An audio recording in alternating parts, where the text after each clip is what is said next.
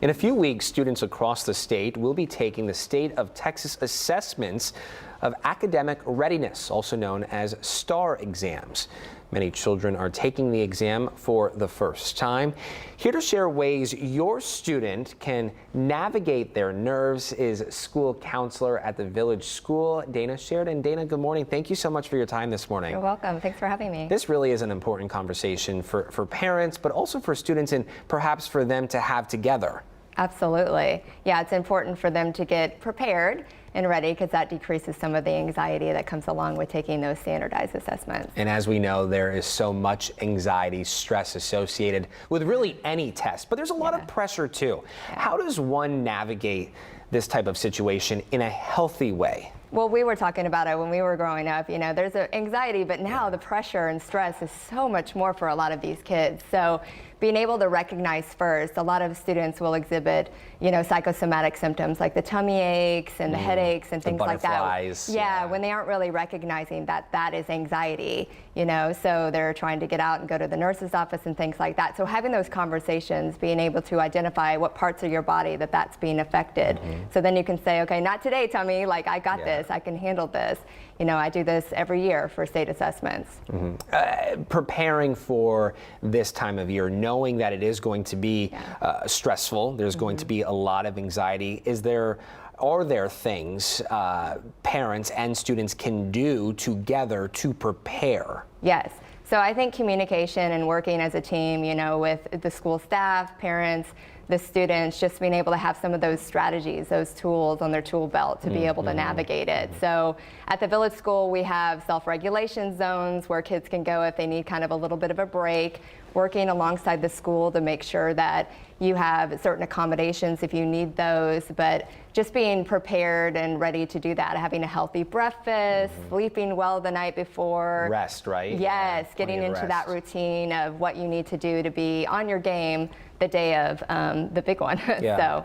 And we know a little anxiety, a little stress might be healthy, right? Yeah, it keeps you on your toes. It keeps you quick, yes. Alert. At what point do you have to, or should you have a conversation with a professional if you identify that this stress, this anxiety is too much for my child? I think when it's starting to impact, you know, your daily life, your daily functioning. So anxiety is healthy. Everybody should have a little bit of anxiety because that gets you going. But when you're shutting down and you're unable to answer those questions, if you're getting stuck, you know, or you're just having a meltdown or things like that, that's when you need some more tools from a professional. And that's when we would outsource as a school counselor. We'd work with them and try to give them some strategies, but if that's not enough, that's when we would recommend outside support. And there's absolutely nothing wrong with that, right? Absolutely not. Eradicating these stigmas of asking for help, reaching out for help, that's what these conversations are about. Yes, especially when you're young. I mean, you need all these strategies, you know, to learn how to healthy cope with it. We have a lot of adults who unfortunately have learned unhealthy ways to cope. Right? Yeah. And then they're passing it off to their children, which is a whole mess, right? Yeah. Well, no, we really appreciate you stopping by and having these conversations with us because I think it's important. I think it's important to know, to let people know that they're not alone, that this is normal, right?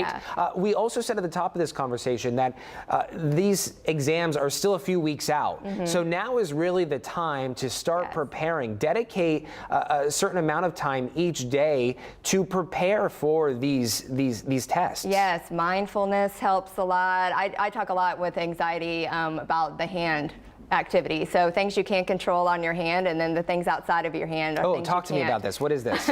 So when you're working, especially with a kid, it's basically all these things are things that you can control within your hands. On your fingers. Yeah. So like for STAR testing, it could be, okay, you can choose what pencil you're going to do. You can choose what breakfast you're going to eat. You can choose all the things that you have direct control over. What are some things that you don't? Okay, well, you don't have control over what day the test is. You don't have control of the questions being asked. Yes.